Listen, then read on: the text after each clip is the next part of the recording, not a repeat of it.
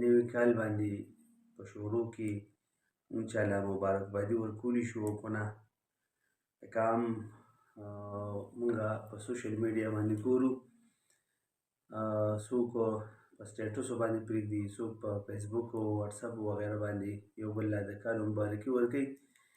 آیا د دې په شریعت کې څه جواز شته او که نه؟ نو دې متعلق خو دا خبره ده چې علماء کرام همداسې کتابونو کې دا خبرې لیکي چې د دې لپاره څه په شریعت کې څه جواز نشته، بس دا یو مباح عمل دی. که چاله په دې باندې مبارکبادي ورکړه نو ثواب پرې نشته، چې چا ورله چاله ورنه کړه نو ګناه پرې نشته. لکه دا په شریعت کې نه مستحب ده، نه فرض ده، نه واجب ده. دې په شریعت کې صرف او صرف دغه خبره چې دا مباح یو عمل دی.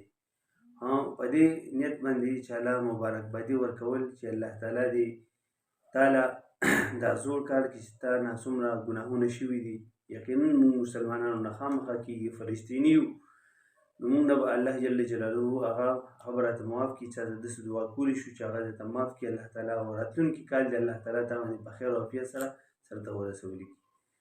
بس نو مختصر دا چې مونږه صرف او صرف دا مبارکبادي ورکولی شو په دې نیت باندې چې الله جل جلاله دې ستاسو دا راتلونکي کال چې کوم دا په خیر او عافیت سره تېر کړي. صرف او صرف په دې وخت باندې په دې ټیم کې چې کوم دی مونږ دغه مبارکبادي ورکولی شو.